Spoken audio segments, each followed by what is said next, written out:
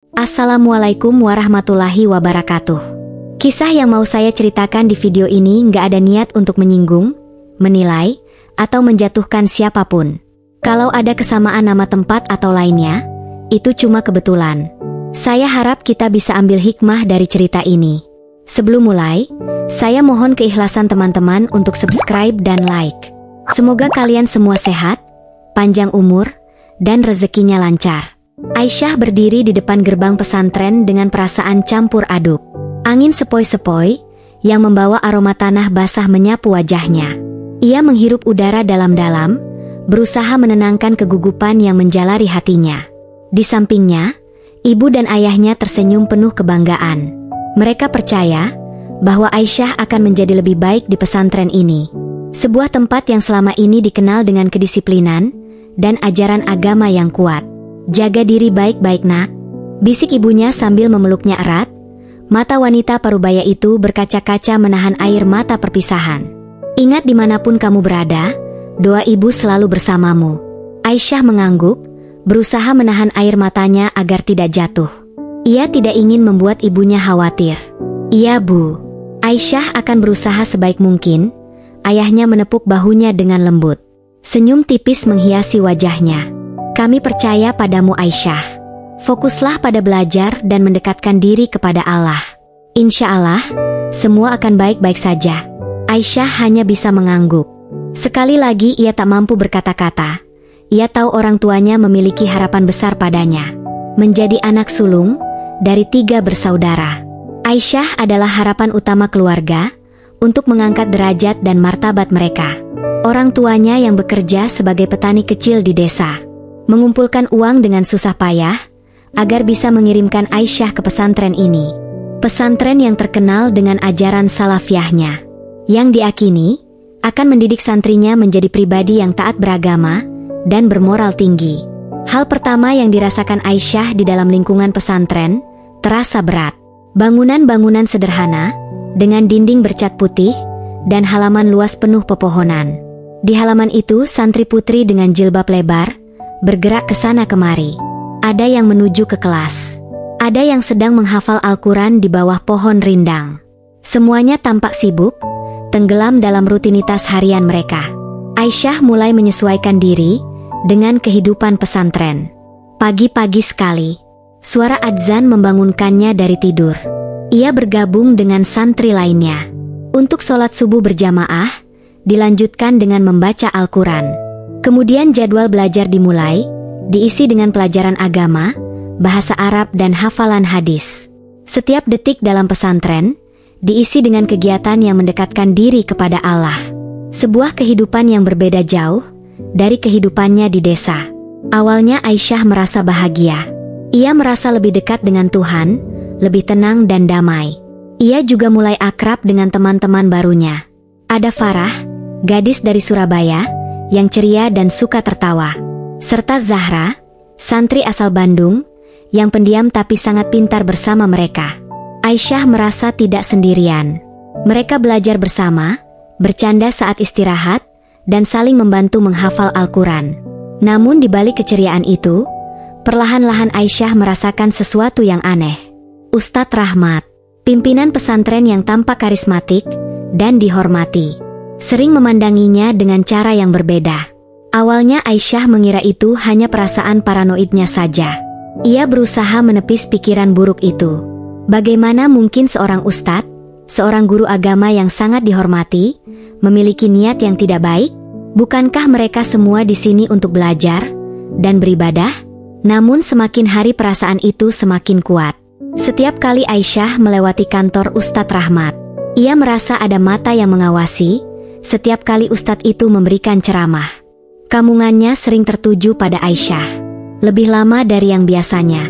Aisyah mulai merasa tidak nyaman, tapi ia tidak tahu harus berbuat apa. Ia hanya seorang santri baru, tidak mungkin menuduh seorang ustadz tanpa bukti. Hari-hari berlalu dengan cepat. Tapi perasaan tidak nyaman itu semakin nyata. Pada suatu hari, setelah selesai sholat Isya, Ustadz Rahmat memanggil Aisyah ke kantornya. Suara panggilan itu begitu jelas, membuat jantung Aisyah berdegup kencang. Aisyah bisa ke kantor sebentar? Panggil Ustadz Rahmat dengan suara lembut, tapi tegas. Aisyah menoleh, melihat Ustadz Rahmat yang berdiri di depan pintu masjid. Semua santri sudah mulai kembali ke asrama masing-masing. Hanya tinggal beberapa orang saja yang masih berada di dalam masjid. Aisyah ragu sejenak, tapi akhirnya ia mengangguk. Ia tidak mungkin menolak panggilan seorang ustadz, apalagi pimpinan pesantren. Ketika Aisyah masuk ke dalam kantor, suasana terasa dingin. Dinding yang dipenuhi rak-rak buku yang besar membuat ruangan itu terasa sempit, dan di atas meja ada beberapa kitab dan buku-buku agama yang terbuka, menunjukkan betapa sibuknya Ustadz Rahmat. Pria berusia 50-an itu duduk di belakang mejanya. Wajahnya terlihat serius. Aisyah berdiri di depan meja, sambil menundukkan kepala, menunggu apa yang akan dikatakan. "Aisyah, bagaimana kabarmu di pesantren ini?" tanya Ustadz Rahmat, suaranya penuh perhatian. Aisyah terkejut dengan pertanyaan itu. Ia mengira akan ditegur, karena kesalahan yang mungkin tidak disadarinya. "Alhamdulillah baik Ustadz, saya senang bisa belajar di sini," jawab Aisyah dengan suara pelan. Ustadz Rahmat tersenyum, tapi senyumnya tampak aneh di mata Aisyah. "Bagus, kalau begitu pesantren ini adalah rumahmu. Sekarang kamu harus merasa nyaman di sini." "Terima kasih Ustadz," jawab Aisyah singkat. Ia tidak tahu harus berkata apa lagi. "Kalau ada masalah, jangan ragu untuk datang padaku," lanjut Ustadz Rahmat. "Kamu tahu, aku menganggap semua santri di sini seperti anak-anakku sendiri." Aisyah mengangguk, meski di dalam hatinya ada rasa tidak nyaman. Pertemuan itu diakhiri dengan cepat, dan Aisyah kembali ke asrama. Namun malam itu ia tidak bisa tidur nyenyak. Ada sesuatu dalam tatapan Ustadz Rahmat yang membuatnya gelisah. Sesuatu yang ia tidak bisa jelaskan, tapi cukup untuk membuat hatinya merasa berat. Hari berikutnya, Ustadz Rahmat semakin sering memanggil Aisyah ke kantornya. Alasan-alasan yang diberikan semakin beragam, dari sekedar menanyakan perkembangan hafalannya, hingga memberi nasihat-nasihat agama yang sebenarnya bisa dilakukan di dalam kelas. Aisyah mulai merasa takut. Setiap kali panggilan itu datang, hatinya berdegup kencang, seperti ada sesuatu yang akan terjadi. "Aisyah, kenapa kamu sering dipanggil ke kantor Ustadz Rahmat?" tanya Farah suatu hari, dengan penasaran. "Apakah kamu melakukan sesuatu yang salah?" Aisyah terdiam sejenak, tidak tahu bagaimana menjawabnya. Ia tidak ingin membuat temannya khawatir, dan ia juga tidak ingin menjadi bahan gosip di kalangan santri lainnya. "Tidak, hanya untuk membahas hafalan saja," jawabnya singkat, sambil berusaha tersenyum. Namun di dalam hatinya, Aisyah tahu ada yang tidak beres. Tatapan Ustadz Rahmat, kata-kata yang dia ucapkan, dan perasaan tegang, setiap kali mereka berdua berada di dalam ruangan yang sama. Semuanya seperti jeratan, yang perlahan-lahan mengikat Aisyah. Ia merasa terperangkap, tidak tahu bagaimana cara melepaskan diri. Ia ingin berbicara dengan orang tuanya, tapi tidak mungkin. Pesantren melarang santri untuk membawa ponsel, dan akses komunikasi dengan dunia luar sangat terbatas. Hari itu Aisyah dipanggil lagi ke kantor Ustadz Rahmat. Kali ini perasaan takut itu lebih kuat dari biasanya. Aisyah berdiri di depan pintu kantor, menahan napas sejenak sebelum mengetuk pintu. "Masuk." Suara Ustadz Rahmat terdengar dari dalam. Aisyah membuka pintu perlahan, melangkah masuk dengan kepala tertunduk. Ia berdiri di depan meja, menunggu Ustadz Rahmat mulai berbicara. Namun kali ini suasana terasa berbeda. Ustadz Rahmat tidak langsung berbicara. Ia hanya menatap Aisyah dengan mata tajam, seolah menilai setiap inci dari tubuhnya. Aisyah merasa tubuhnya membeku, seperti ada beban berat yang menekan dadanya. "Aisyah." Ustadz Rahmat akhirnya berbicara. Suaranya terdengar rendah dan dalam. "Aku sudah memikirkan ini sejak lama. Kamu tahu aku sangat menghargai ketekunanmu dalam belajar. Dan aku yakin kamu adalah gadis yang baik." Aisyah hanya bisa menatapnya dengan bingung. "Terima kasih Ustadz," jawabnya pelan, tidak tahu kemana arah pembicaraan ini. Ustadz Rahmat berdiri dari kursinya melangkah mendekati Aisyah. Jantung Aisyah berdegup semakin kencang. Ia merasa ingin berlari, tapi kakinya seolah tertancap di lantai. "Aisyah, aku ingin kamu menjadi istriku," kata Ustadz Rahmat tanpa basa-basi. Perkataan itu menghantam Aisyah. Dunia seolah berputar, dan ia merasa kepalanya pusing. Apa maksud Ustadz? Suaranya hampir tidak keluar. Saya masih muda Ustadz. Saya ingin belajar dulu menyelesaikan pendidikan saya. Ustadz Rahmat tersenyum, tapi senyumnya tidak membawa ketenangan. Senyum itu lebih mirip serigala yang siap menerkam mangsanya. Kamu tidak perlu khawatir tentang itu. Aku akan mengurus semua kebutuhanmu. Kamu tidak perlu repot-repot belajar lagi. Kita bisa menikah secara agama, tanpa perlu melibatkan orang tua kamu. Tapi Ustadz orang tua saya. Mereka tidak tahu. Suara Aisyah bergetar. Air mata mulai menggenang di pelupuk matanya. Bagaimana saya bisa menikah tanpa sepengetahuan mereka? Kamu tidak perlu khawatir tentang mereka, potong Ustadz Rahmat dengan nada tegas. Ini adalah keputusan terbaik untukmu. Aku hanya ingin melindungimu, menjagamu, agar tidak tersesat. Sebagai pimpinan pesantren, aku tahu apa yang terbaik untuk santri-santriku. Aisyah tidak tahu harus berkata apa. Ia merasa seperti sedang tenggelam di bawah tekanan yang begitu berat. Air mata mulai mengalir di pipinya. Ia ingin berteriak, ingin lari dari tempat itu, tapi tubuhnya seolah tidak bisa digerakkan. Ia merasa terperangkap. Tidak ada jalan keluar. Aisyah. Ustadz Rahmat mendekat, suaranya menjadi lembut, seolah berusaha menenangkan. Ini demi kebaikanmu. Kamu harus percaya padaku. Aku hanya ingin yang terbaik untukmu. Jika kamu patuh, semua akan baik-baik saja. Tidak Ustadz, tolong. Saya tidak bisa. Suara Aisyah pecah, tangisnya tak terbendung lagi. Wajah Ustadz Rahmat berubah dingin, senyumnya menghilang digantikan oleh tatapan tajam. Kamu tahu Aisyah, menolak seorang ustadz adalah dosa. Apalagi jika itu untuk kebaikanmu. Apakah kamu ingin membuat aib bagi keluargamu? Jika kamu menolak, aku bisa saja mengatakan kepada semua orang bahwa kamu menggoda ustadz dengan tubuhmu. Dan itu akan menghancurkan nama baikmu. Ancaman itu seperti pisau yang menancap di hati Aisyah. Ia terisak, tubuhnya gemetar. Ustadz Rahmat melangkah mundur memberi ruang bagi Aisyah untuk mencerna kata-katanya. Aisyah hanya bisa menangis. Ia merasa seperti burung yang terkurung di dalam sangkar, tidak berdaya untuk melawan. Besok kita akan menikah secara agama, kata Ustadz Rahmat dengan nada tegas, sambil mengakhiri pembicaraan. Dan ingat, ini rahasia kita. Jangan pernah berpikir untuk membocorkannya. Dengan langkah gemetar Aisyah keluar dari kantor itu, hatinya hancur berkeping-keping. Ia berjalan menuju asramanya dengan kamungan kosong, air mata terus mengalir di pipinya. Di dalam kamar ia terjatuh ke lantai, sambil menutupi wajah dengan kedua tangannya, lalu ia menangis sejadi-jadinya. Tidak ada satupun teman yang tahu apa yang baru saja terjadi. Tidak ada yang tahu bahwa hidup Aisyah baru saja berubah selamanya. Malam itu Aisyah tidak bisa tidur. Ia hanya berbaring di tempat tidurnya, menatap langit-langit, dengan mata yang sembab karena menangis. Pikiran tentang masa depan yang gelap, dan tanpa harapan terus menghantui benaknya. Ia ingin melawan tapi tidak tahu caranya. Ia ingin kabur, tapi kemana? Pesantren ini jauh dari rumahnya, dan ia tidak memiliki uang, atau akses komunikasi untuk meminta bantuan. Satu-satunya yang bisa ia lakukan adalah menuruti perintah Ustadz Rahmat, meski hatinya menjerit. Keesokan harinya, ia bangun dengan tubuh lemas, matanya bengkak, dan merah karena tangisan yang tidak pernah berhenti sepanjang malam. Hatinya terasa kosong, dan pikirannya terus dihantui oleh bayangan pernikahan yang dipaksakan oleh Ustadz Rahmat.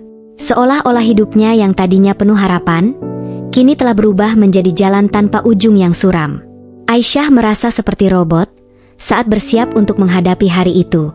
Tangannya gemetar saat mengenakan jilbab, dan wajahnya tampak pucat di depan cermin kecil di asramanya. Teman-temannya tidak menyadari perubahan yang terjadi pada Aisyah, karena Aisyah Kamui menyembunyikan rasa sakitnya. Setiap kali ada yang bertanya, Aisyah hanya tersenyum kecil, mencoba mengalihkan perhatian dengan topik lain. Namun di dalam hatinya, ia menjerit kesakitan. Sepanjang pagi, Aisyah berusaha keras untuk menghindari tatapan Ustadz Rahmat. Namun tidak mungkin baginya untuk menghindar selamanya. Setelah waktu duha, seorang santri senior datang dan menyampaikan pesan dari Ustadz Rahmat, bahwa Aisyah harus menemuinya di ruang pertemuan pesantren, tempat yang lebih terpencil dibandingkan kantor. Pesan itu membuat darah Aisyah membeku. Ia tahu apa yang akan terjadi dan tidak ada jalan untuk menghindar. Dengan langkah pelan Aisyah menuju ruang pertemuan. Setiap langkah terasa berat, seperti berjalan menuju tempat yang berbahaya. Ruang pertemuan sudah terbuka, dan di dalamnya Ustadz Rahmat sedang berdiri dengan wajah serius. Di sebelahnya ada seorang saksi, yang merupakan ustadz lain di pesantren itu, dan seorang wanita parubaya yang bertindak sebagai wali pernikahan. Semua sudah disiapkan dengan rapi. "Aisyah, masuklah," panggil Ustadz Rahmat, dengan nada yang dibuat ramah tapi dingin. Aisyah menelan ludah, mencoba mengumpulkan keberanian yang hampir tidak ada. Ia melangkah masuk, merasa seperti kambing yang sedang digiring ke tempat penyembelihan. Begitu pintu tertutup, Aisyah tahu bahwa hidupnya akan berubah selamanya. Ia berdiri di tengah ruangan menundukkan kepala, mencoba menyembunyikan air mata yang mengalir di pipinya. Ustadz Rahmat mengucapkan akad nikah dengan lantang, dan Aisyah hanya bisa mengangguk lemah. Semua berlangsung begitu cepat, seolah-olah waktu berhenti berputar. Di dalam hati, Aisyah menangis menjerit meminta tolong. Tapi suaranya tenggelam dalam keheningan ruangan. Tidak ada seorang pun yang datang untuk menyelamatkannya. Tidak ada seorang pun yang tahu apa yang sedang terjadi di balik pintu tertutup itu. Setelah upacara pernikahan selesai, Ustadz Rahmat memkamung Aisyah dengan tatapan puas. "Sekarang kamu adalah istriku," katanya dengan nada yang dingin. "Ingat, ini rahasia kita. Jika kamu mencoba untuk melawan, aku akan memastikan bahwa hidupmu akan lebih menderita dari ini." Aisyah hanya bisa mengangguk, tidak mampu berkata apa-apa.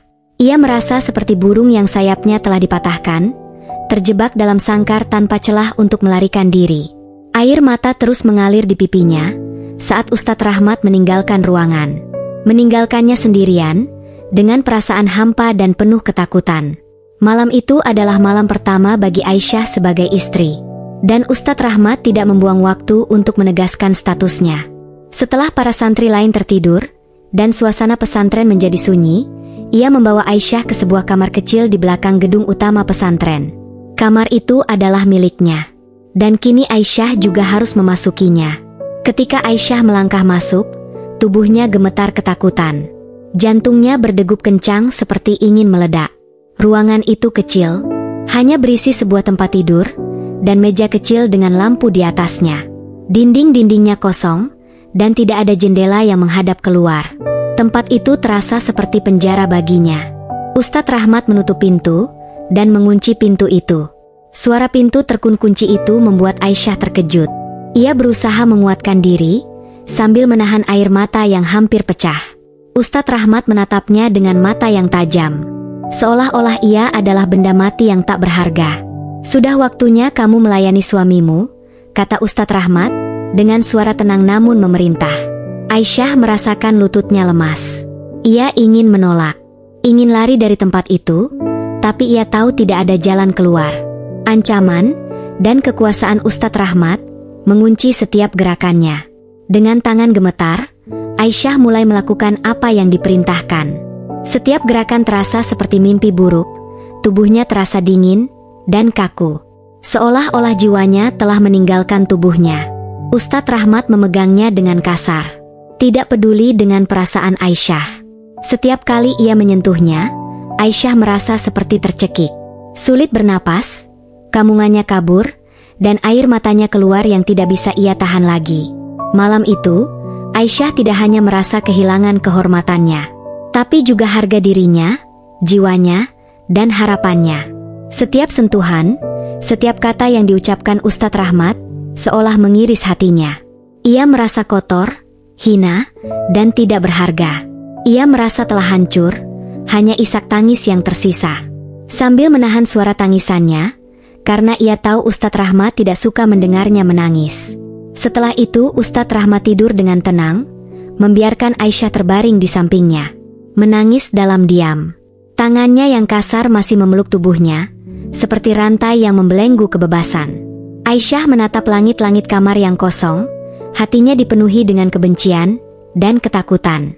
Ia bertanya-tanya, bagaimana ia bisa menjalani sisa hidupnya dengan cara ini? Apakah ia harus menyerah pada nasib yang begitu kejam ini? Aisyah ingin berteriak, meminta tolong, tapi suara itu tidak pernah keluar. Tidak ada seorang pun yang mendengar jeritan batinnya. Tidak ada seorang pun yang tahu bahwa di balik dinding pesantren ini, seorang gadis muda sedang mengalami penderitaan yang tak terbayangkan. Hari berikutnya, Aisyah hidup dalam bayang-bayang ketakutan dan rasa malu. Setiap kali ia melihat Ustadz Rahmat, tubuhnya merinding. Setiap kali ia menyentuhnya, ia merasa seperti ditusuk pisau tajam. Di depan teman-temannya, Aisyah berusaha bersikap normal, menyembunyikan kegelapan yang menyelimuti hatinya. Tapi, setiap malam ketika ia sendiri, tangisnya tak bisa ia ditahan lagi. Ia hanya bisa menangis di balik selimut, berharap rasa sakitnya akan berakhir. Aisyah merasa sendirian, terjebak dalam keadaan yang tidak bisa ia ceritakan pada siapapun. Ia tidak berani memberitahu teman-temannya, karena takut mereka akan menjauhinya. Ia tidak bisa memberitahu keluarganya, karena takut Ustadz Rahmat akan menyakiti mereka. Ia merasa hidupnya telah hancur, dan tidak ada jalan keluar dari mimpi buruk ini. Ia berusaha untuk tidak menunjukkan penderitaannya. Tapi tubuhnya yang semakin kurus, dan wajahnya yang pucat tidak bisa berbohong. Farah, sahabatnya, semakin sering bertanya-tanya. "Aisyah, kenapa kamu selalu tampak sedih?" tanya Farah suatu hari, saat mereka sedang duduk di bangku taman. "Kamu bisa bercerita padaku. Aku ingin membantu." Aisyah menatap Farah dengan mata yang penuh air mata, tapi ia menahan diri untuk tidak mengatakan apa-apa. Bagaimana ia bisa menceritakan apa yang telah terjadi? Bagaimana ia bisa menjelaskan bahwa ia telah dipaksa menjadi istri seorang pria yang jauh lebih tua, yang memperlakukannya seperti barang? Hanya ada rasa takut dan malu yang membelenggu lidahnya. "Aku baik-baik saja, Farah," jawab Aisyah dengan suara pelan. "Mungkin aku hanya lelah." Farah mengkamung Aisyah dengan mata penuh kekhawatiran, tapi ia tidak mendesak. Ia tahu ada sesuatu yang disembunyikan Aisyah, tapi ia tidak tahu bagaimana cara membantunya.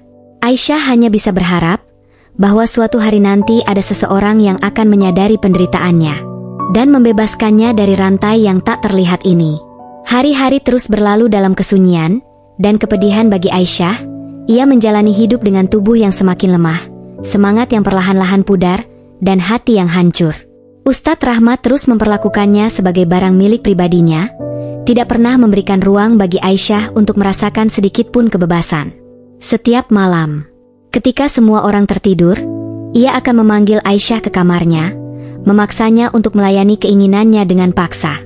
Aisyah merasa seperti hidup dalam neraka yang tak berujung. Ia tidak bisa berbicara, tidak bisa melawan. Ia merasa seperti terjebak dalam lubang hitam tanpa cahaya. Wajah Ustadz Rahmat selalu menghantui pikirannya. Bahkan dalam tidur sekalipun mimpi buruk tentang tatapan tajam dan sentuhan kasarnya membuatnya terbangun di tengah malam dengan peluh dingin membasahi tubuhnya. Suatu malam ketika Aisyah dipaksa memasuki kamar Ustadz Rahmat lagi, ia merasakan keputusasaan yang semakin dalam. Tubuhnya terasa sangat lemah, hampir tak mampu berdiri.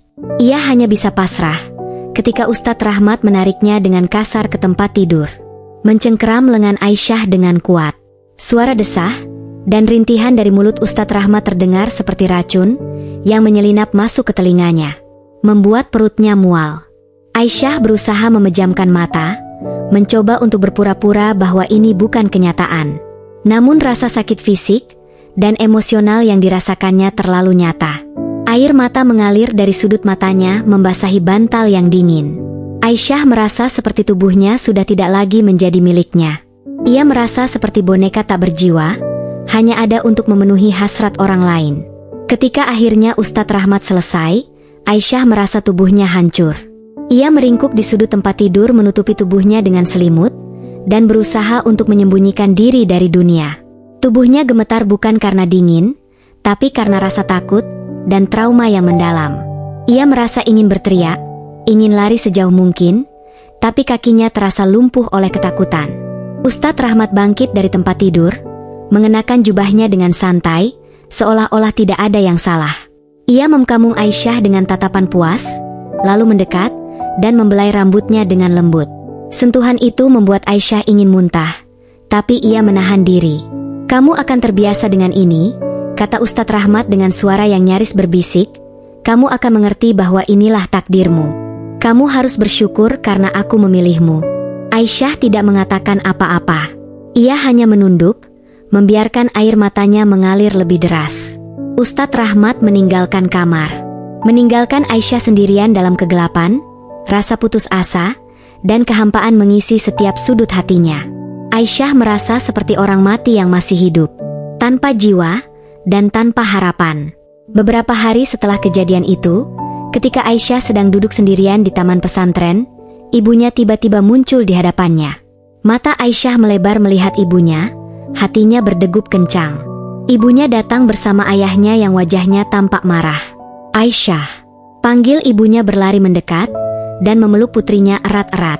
Aisyah merasa hangat dalam pelukan ibunya. Rasa sakit yang selama ini ia rasakan sedikit mereda. Namun tatapan ayahnya yang penuh kemarahan membuat Aisyah cemas. "Kami mendapat kabar dari tetangga bahwa kamu sudah menikah dengan Ustadz Rahmat. Apakah itu benar?" tanya ayahnya dengan suara bergetar. Matanya tajam menatap Aisyah, mencari kebenaran di balik wajah pucat putrinya. Aisyah terdiam, tidak tahu harus berkata apa. Bibirnya bergetar, dan air matanya mengalir. Ia mengangguk pelan, merasa seperti seluruh dunia runtuh di sekitarnya. Ibunya memeluk Aisyah lebih erat, sementara ayahnya mengepalkan tangan, menahan amarah yang hampir meledak. "Kenapa kamu tidak memberitahu kami, Nak?" tanya ibunya dengan suara penuh kesedihan. "Kenapa kamu tidak meminta bantuan kami?" Aisyah mencoba berbicara, tapi suaranya tersangkut di tenggorokan. Setelah beberapa saat, ia akhirnya bisa berkata, "Aku takut, Ustadz Rahmat mengancamku. Dia bilang jika aku melawan, atau memberitahu siapapun, dia akan menghancurkan hidupku." Ayah Aisyah menghela napas dalam-dalam, mencoba menenangkan dirinya. "Kita akan melaporkan ini ke polisi. Ustadz Rahmat tidak bisa terus memperlakukanmu seperti ini. Kita akan mencari keadilan untukmu." Aisyah merasa hatinya sedikit lebih ringan setelah mendengar kata-kata ayahnya. Namun rasa takut masih ada. Ustadz Rahmat adalah orang yang berkuasa di pesantren ini, dan ia takut akan apa yang bisa dilakukan pria itu jika tahu ia telah berbicara kepada orang tuanya. Tapi ia juga merasa lega karena akhirnya ia tidak sendirian lagi. Orang tuanya ada di sini siap untuk melindunginya. Hari itu menjadi awal dari perubahan besar dalam hidup Aisyah. Orang tuanya membawa Aisyah keluar dari pesantren, meskipun mendapat penolakan keras dari Ustadz Rahmat. Ayah Aisyah berdiri tegak di hadapan Ustadz Rahmat, menantang tatapan tajam pria itu dengan penuh keberanian. "Kami akan membawa anak kami pulang, dan kami akan melaporkan semua yang telah kau lakukan padanya ke polisi," kata ayahnya dengan tegas. Rahmat tersenyum dingin. "Silakan saja," katanya.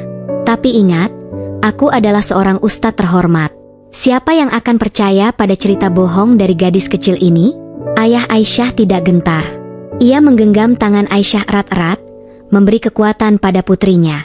"Kebenaran akan terungkap, dan keadilan akan ditegakkan," jawabnya. Aisyah meninggalkan pesantren dengan perasaan campur aduk. Ia merasa lega, karena akhirnya bisa keluar dari tempat itu. Tapi ia juga merasa takut akan apa yang akan terjadi selanjutnya. Namun dengan orang tuanya di sisinya, ia merasa ada harapan. Bahwa suatu hari nanti mimpi buruk ini akan berakhir, dan ia bisa kembali menjalani hidupnya dengan damai. Setibanya di rumah, Aisyah merasakan kenyamanan yang lama hilang. Rumah yang dulu terasa begitu akrab, kini menjadi tempat perlindungan baginya. Orang tuanya segera membawa Aisyah ke kantor polisi dan melaporkan semua yang telah terjadi. Polisi mendengarkan cerita Aisyah dengan serius, mencatat setiap detail dengan seksama. Aisyah tahu bahwa pertempuran ini belum berakhir. Ada banyak hal yang harus dihadapi, banyak rintangan yang harus dilewati. Tapi untuk pertama kalinya, dalam waktu yang lama ia merasa ada secercah harapan. Ia tidak sendirian lagi. Orang tuanya ada di sisinya, mendukungnya, dan polisi telah mulai menyelidiki kasusnya. Aisyah berdoa agar kebenaran akan terungkap dan keadilan akan ditegakkan. Malam itu Aisyah tidur di kamarnya sendiri di rumah orang tuanya. Untuk pertama kalinya, dalam beberapa bulan ia merasa aman, meskipun bayangan kelam masih menghantuinya. Ia tahu bahwa ia telah mengambil langkah pertama menuju kebebasan, dan dengan dukungan orang tuanya, ia percaya bahwa ia akan menemukan kekuatan untuk melawan, dan akhirnya untuk bangkit dari kegelapan. Pagi yang tenang di rumah Aisyah terasa lebih ringan, dibandingkan hari-hari sebelumnya di pesantren. Aisyah terbangun dengan suara burung yang bernyanyi di luar jendela kamarnya untuk pertama kalinya. Setelah sekian lama, ia merasakan ketenangan dalam hatinya. Cahaya matahari yang menembus jendela memberi kehangatan yang menenangkan, membuat Aisyah merasa sedikit lebih kuat. Ibunya mengetuk pintu dengan lembut sebelum masuk.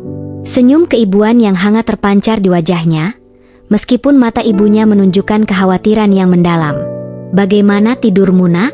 tanya ibunya sambil duduk di tepi ranjang. Aisyah mengangguk pelan. "Lebih baik, Bu," jawabnya, dengan suara yang masih terdengar lemah. "Terima kasih karena sudah mendengarkan dan mempercayai aku." Ibunya memeluk Aisyah erat-erat, memberikan kehangatan dan rasa aman yang sudah lama dirindukan Aisyah. "Kamu adalah putri kami. Apapun yang terjadi, kami akan selalu ada untukmu," bisiknya. Aisyah merasakan air mata hangat mengalir di pipinya. Namun kali ini bukan karena ketakutan atau kesedihan, melainkan karena rasa syukur. Ia akhirnya bisa merasakan dukungan dan cinta yang begitu tulus dari keluarganya. Ini memberinya kekuatan untuk menghadapi apapun yang akan terjadi. Hari itu Aisyah dan orang tuanya pergi ke kantor polisi untuk melanjutkan proses penyelidikan. Aisyah merasa gugup, namun ia tahu bahwa ini adalah satu-satunya jalan untuk mendapatkan keadilan. Setibanya di kantor polisi, seorang penyidik wanita menyambut mereka. Sikap penyidik yang ramah dan profesional membuat Aisyah merasa lebih nyaman. "Kami di sini untuk membantu kamu, Aisyah," kata penyidik itu dengan suara lembut. "Kamu sangat berani datang ke sini dan menceritakan semuanya. Kami akan melakukan yang terbaik untuk memastikan bahwa pelakunya dihukum." Aisyah mengangguk, merasa sedikit lebih tenang dengan janji penyidik tersebut. Ia menceritakan semuanya detail demi detail. Meskipun sulit dan menyakitkan, ia menceritakan bagaimana Ustadz Rahmat memaksanya menikah. Ancaman-ancaman yang selalu menghantuinya, dan malam-malam penuh ketakutan yang harus ia lalui. Setiap kata yang keluar dari mulutnya terasa seperti duri yang menggores luka lamanya. Tapi Aisyah tahu bahwa ini adalah bagian dari proses untuk menyembuhkannya. Setelah mendengarkan kesaksiannya, penyidik memberikan jaminan bahwa kasus ini akan ditindaklanjuti dengan serius. Mereka akan memanggil saksi-saksi di pesantren, termasuk teman-teman Aisyah dan ustadz lain yang mungkin mengetahui apa yang telah terjadi. Langkah-langkah hukum sedang disiapkan untuk menahan Ustadz Rahmat. Meskipun penyidik mengingatkan bahwa prosesnya mungkin memakan waktu lebih lama. "Satu hal yang harus kamu ingat, Aisyah," kata penyidik. "Kamu tidak sendirian. Ada banyak orang yang mendukung kamu termasuk kami. Di sini kami akan melakukan segalanya untuk memastikan bahwa kamu mendapatkan keadilan, meskipun sudah berada di bawah perlindungan keluarga." Bayang-bayang Ustadz Rahmat masih menghantui pikiran Aisyah. Setiap kali ia menutup mata, ia masih bisa melihat wajah dingin Ustadz Rahmat dan merasakan sentuhan kasarnya. Trauma yang mendalam membuat Aisyah sulit tidur dan seringkali terbangun di tengah malam. Orang tuanya menyadari penderitaan yang dialami Aisyah. Mereka memutuskan untuk membawa Aisyah ke seorang psikolog yang berpengalaman dalam menangani korban kekerasan. Aisyah pada awalnya merasa takut untuk berbicara dengan orang lain tentang pengalamannya. Tapi ia tahu bahwa ini adalah bagian dari proses penyembuhan. Meskipun perasaannya takut dan trauma tidak hilang dalam semalam, Aisyah mulai merasa ada harapan. Ia menyadari bahwa ia tidak perlu melawan sendirian. Ada banyak orang yang peduli padanya dan siap untuk membantunya melalui masa-masa sulit. Ini dukungan dari orang tuanya, sahabat, dan profesional kesehatan mental, memberikan fondasi yang kuat bagi Aisyah untuk melanjutkan hidupnya. Pentingnya dukungan sosial dan komunitas dalam proses penyembuhan tidak bisa diremehkan. Aisyah menemukan kekuatan dalam cinta dan kepedulian orang-orang di sekitarnya. Ini menunjukkan bahwa meski trauma dan luka yang mendalam tidak bisa hilang dalam semalam, dukungan emosional yang tulus dapat menjadi langkah awal untuk memulai pemulihan. Saya ucapkan terima kasih bagi kamu yang sudah subscribe dan berkomentar di video ini. Saya doakan semoga panjang umur, sehat selalu, bahagia dunia akhirat, dan kaya raya. Wassalamualaikum warahmatullahi wabarakatuh.